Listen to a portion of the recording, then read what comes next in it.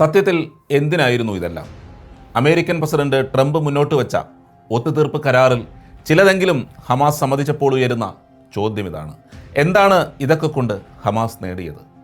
ലോകമെങ്ങുമുള്ള മനുഷ്യാവകാശ അതോ മനുഷ്യവിരുദ്ധരോ ആയ പോരാളികൾ അലമുറയിട്ട് ഹമാസിന് പിന്തുണ കൊടുക്കുമ്പോഴും ഈ ചോദ്യം നിലനിൽക്കുന്നുണ്ട്. എന്താണ് ഹമാസ് നേടിയത്? ഇസ്രയേലിനെ ഇല്ലാതാക്കാൻ കഴിഞ്ഞോ? ജൂതന്മാരെ പാലസ്തീൻ്റെ മണ്ണെന്ന് അവകാശപ്പെടുന്ന സ്ഥലത്ത് നിന്ന് ഓടിച്ചോ? അധിനിവേശമെന്നും അക്രമമെന്നും നിങ്ങൾ പറയുന്ന സംഭവങ്ങൾ ഇല്ലാതെയായോ? എന്താണ് നേടിയത്?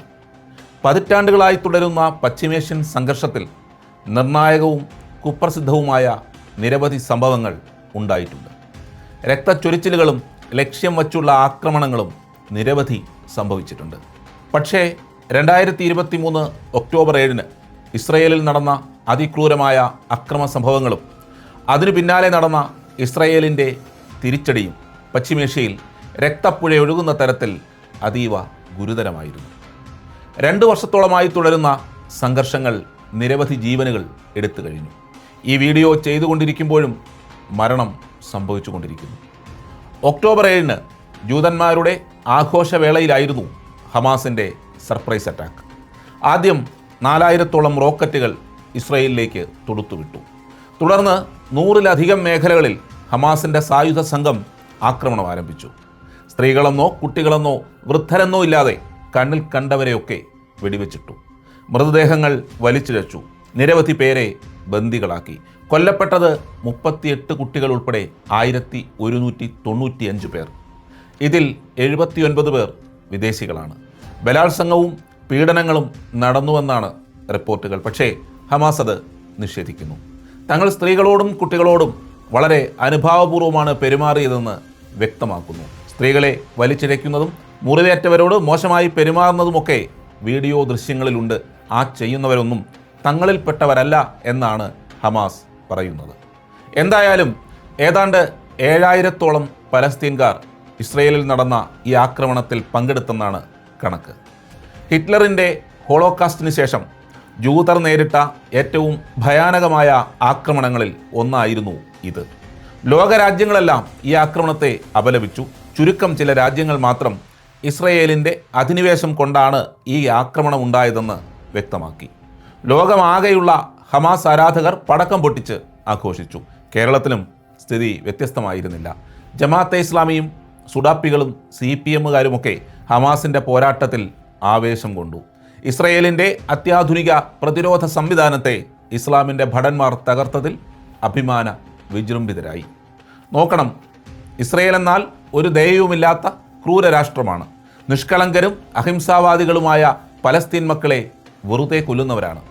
ആരെയും അനുസരിക്കാത്ത, ആരു പറഞ്ഞാലും കേൾക്കാത്ത പശ്ചിമേഷ്യയിലെ ഗുണ്ടയാണ്. ഇതാണ് എതിരാളികൾ ഇസ്രയേലിനെ പറ്റി പ്രചരിപ്പിക്കുന്നത്. ഇത്തരമൊരു രാഷ്ട്രത്തെയാണ് ഹമാസ് ആക്രമിച്ചത്, ആളുകളെ കൊന്നത്, നിരവധി പേരെ ബന്ദികളാക്കിയത്. സ്വാഭാവികമായിട്ടും എന്തായിരിക്കും ഇസ്രയേലിൻ്റെ പ്രതികരണം? വൻഗുണ്ടയും ഭീകരനുമെന്ന് നിങ്ങൾ പറയുന്ന ഒരാളെ ആക്രമിച്ചാൽ അയാൾ എങ്ങനെയായിരിക്കും പ്രതികരിക്കുക? അതുതന്നെ ഇസ്രയേലും ചെയ്തു. അവരുടെ പൗരന്മാരെ ആക്രമിച്ചവരെ മുച്ചൂടും നശിപ്പിക്കുക തന്നെ ചെയ്യുമെന്ന് പ്രഖ്യാപിച്ച് അവർ പ്രത്യാക്രമണം തുടങ്ങി. നമ്മൾ ഒരാളെ ആക്രമിച്ചെന്ന് വെക്കുക, അയാളുടെ കൈയടിച്ചൊടിച്ചു, തലയടിച്ചു പൊട്ടിച്ചു, കാലിലൊരു കുത്തുകൊടുത്തു, അയാളുടെ 2 പല്ലും അടിച്ചു കൊഴിച്ചു. അയാൾ തിരിച്ചാക്രമിക്കുമ്പോൾ നമ്മളെ തലോടണമെന്ന് നമുക്ക് ആഗ്രഹിക്കാൻ കഴിയുമോ?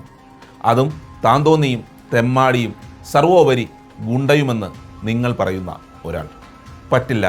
ഇത് യുദ്ധമാണ്. അവിടെ മൃദുല വികാരങ്ങൾക്കൊന്നും സ്ഥാനമില്ല. അടിച്ചാൽ തിരിച്ചടി പ്രതീക്ഷിക്കണം. അല്ലെങ്കിൽ തിരിച്ചടിക്ക് പറ്റാത്ത വിധത്തിൽ എതിരാളിയെ നിശബ്ദരാക്കണം. ഇവിടെ ഇസ്രയേൽ ശക്തമായി തിരിച്ചടിച്ചു. ഹമാസിൻ്റെ നേതാക്കളെ ഒളിച്ചിരുന്ന മാളത്തിൽ പോയി തീർത്തു കളഞ്ഞു. ഹമാസിനെ സഹായിക്കാൻ ചെന്ന ഹിസ്ബുള്ളയ്ക്കും കിട്ടി പണി. ആസനത്തിൽ വരെ പേജറുകൾ ഇരുന്ന് പൊട്ടി. ഇറാനിൽ ആക്രമണം നടന്നു. അവിടെ ഒളിച്ച ഹമാസ് നേതാവിനെ ഇസ്രയേൽ ഇല്ലാതാക്കി. ചുരുക്കം പറഞ്ഞാൽ ഹമാസുകാർ എവിടെ പോയി ഒളിച്ചാലും ഇസ്രായേലിൻ്റെ പോരാളികൾ കണ്ടെത്തി തീർത്തു തുടങ്ങി. ഗാസയിൽ വലിയ ആക്രമണങ്ങൾ നടന്നു. ബോംബുകളും മിസൈലുകളും ചറപറ വീണു. സൈനിക നീക്കം നടന്നു. ടാങ്കുകളും കവചിത വാഹനങ്ങളും ചീറിപ്പാഞ്ഞു. പലസ്തീൻ തകർന്നു. അതുവരെ അധിനിവേശത്തിനെതിരെയുള്ള പോരാട്ടം, ഇസ്ലാമിൻ്റെ വിജയം എന്നൊക്കെ ആർത്തു വിളിച്ച് ആഘോഷിച്ചിരുന്ന ഹമാസ് അനുകൂലികൾ കരഞ്ഞു തുടങ്ങി. മനുഷ്യാവകാശമെന്ന് അലമുറയിട്ട് അതുവരെ മിണ്ടാതിരുന്നവർ രംഗത്തെത്തി. ഇസ്രയേൽ പക്ഷേ ആരെയും കൂസിയില്ല. ആരു പറഞ്ഞിട്ടും അവർ നിർത്തിയതുമില്ല. തങ്ങളുടെ പൗരന്മാർക്കെതിരെ നടന്ന ക്രൂരമായ ആക്രമണത്തിൻ്റെ ഉത്തരവാദികളെ തകർക്കുമെന്നവർ പ്രഖ്യാപിച്ചു. ബന്ദികളെ തിരിച്ചു തരാതെ ഒരു വെടിനിർത്തലുമില്ലെന്നും വ്യക്തമാക്കി. ഇസ്രയേൽ ഹമാസ് സംഘർഷത്തിൽ യഥാർത്ഥത്തിൽ സംഭവിച്ചത് ഇതാണ്. പലസ്തീനിൽ മരിച്ച കുഞ്ഞുങ്ങളുടെ പേര് വിളിക്കുന്ന പരിപാടി ഈയടുത്ത് കേരളത്തിൽ നടന്നു. ഒന്ന് ആലോചിക്കൂ, സിറിയയിലും നൈജീരിയയിലും സുഡാനിലും യമനിലുമൊക്കെ സംഘർഷത്തിൽ ആയിരക്കണക്കിന് കുട്ടികൾ മരിച്ചു വീഴുകയാണ്. ആരും അറിയുന്നത് പോലുമില്ല. അതിനെപ്പറ്റി ആർക്കും ഒരു വിഷമവുമില്ല, സങ്കടവുമില്ല. പേരും വായിക്കേണ്ട. എന്തിനേറെ ഹമാസിൻ്റെ ആക്രമണത്തിൽ ഇസ്രയേലിൽ കൊല്ലപ്പെട്ട കുട്ടികളെക്കുറിച്ച് പോലും ആരും മിണ്ടിയില്ല. കാര്യം അവർ ചാകേണ്ടവരാണ്.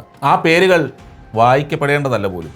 കശ്മീരിൽ ഭീകരർ നടത്തിയ ആക്രമണത്തിൽ പൊലിഞ്ഞ കുട്ടികളുടെ ജീവനുകളിൽ ഒരാളുടെയെങ്കിലും പേര് ഇവരാരെങ്കിലും പറഞ്ഞതായി കേട്ടിട്ടുണ്ടോ? ഇല്ല. അവരൊരിക്കലും പറയാനും പോകുന്നില്ല. ചുരുക്കത്തിൽ നിങ്ങളൊന്നും സമാധാനത്തിൻ്റെ വെള്ളരിപ്രാവുകളല്ല സർ. ഹമാസ് പക്ഷപാതികൾ മാത്രമാണ്.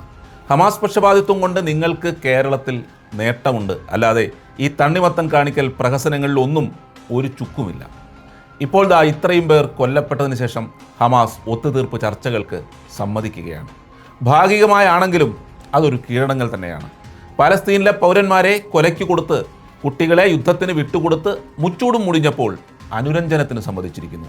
അല്ല സുഹൃത്തെ, ഇതിനായിരുന്നെങ്കിൽ പിന്നെ എന്തിനായിരുന്നു ഒക്ടോബർ 7 ആ ആക്രമണം? സമാധാനത്തിൻ്റെ പാതയിൽ മുന്നോട്ട് പോയി ഒരു തീർപ്പ് കൽപ്പിക്കാൻ നോക്കാമായിരുന്നില്ലേ?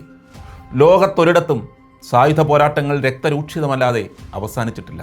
ശക്തനെ ആക്രമിക്കാൻ പോകുമ്പോൾ അയാളെ കീഴ്പ്പെടുത്താനുള്ള കോപ്പ് കയ്യിൽ വേണം. മതത്തിൻ്റെ പേരിലുള്ള ആവേശം വിജയം കൊണ്ടുവരില്ല. മതത്തിൻ്റെ പേരിൽ പണ്ട് ജയിച്ച യുദ്ധങ്ങളുടെ ഓർമ്മയിൽ ചൊറിയാൻ പോയാൽ അസഹനീയമായ മാന്ത് തിരിച്ചു കിട്ടും. അതുതന്നെ ഇവിടെയും സംഭവിച്ചു. കാര്യങ്ങളെ പക്ഷപാതിത്വമില്ലാതെ നോക്കുന്ന ഏത് സാധാരണക്കാർക്കും മനസ്സിലാകുന്ന കാര്യമാണിത്. ഒരു രാഷ്ട്രത്തിലെ പൗരന്മാരെ നിങ്ങൾ ആക്രമിച്ചാൽ അവർ തിരിച്ചടിക്കും. അവരുടെ കഴിവ് പോലെ അവർ ആക്രമിക്കും. നിങ്ങൾ പ്രതിരോധിക്കുക, പറ്റിയാൽ തിരിച്ചാക്രമിക്കുക. അല്ലാതെ യുദ്ധത്തിൽ ചിരിച്ചു കാണിക്കലും തലോടി ചോറ് തന്നുറക്കുന്ന പരിപാടികളുമില്ല. കുഞ്ഞുങ്ങളെന്നല്ല, മനുഷ്യർ മരിക്കുന്നത് സങ്കടകരം തന്നെയാണ്. പലസ്തീനിലെ എല്ലാവരും ഇസ്രയേലിൻ്റെ നാശം ആഗ്രഹിക്കുന്നവരല്ല. സമാധാനമായി ജീവിക്കാനും ഒരുപാട് പേർ ആഗ്രഹിക്കുന്നുണ്ടാകും. ഈ യുദ്ധമൊന്ന് തീർന്നാൽ മതിയെന്ന് കരുതുന്നവരായിരിക്കും അധികവും. ഈയാമ്പാറ്റകളെപ്പോലെ മരിച്ചു വീഴാൻ ആരും സ്വപ്നം കാണില്ലല്ലോ.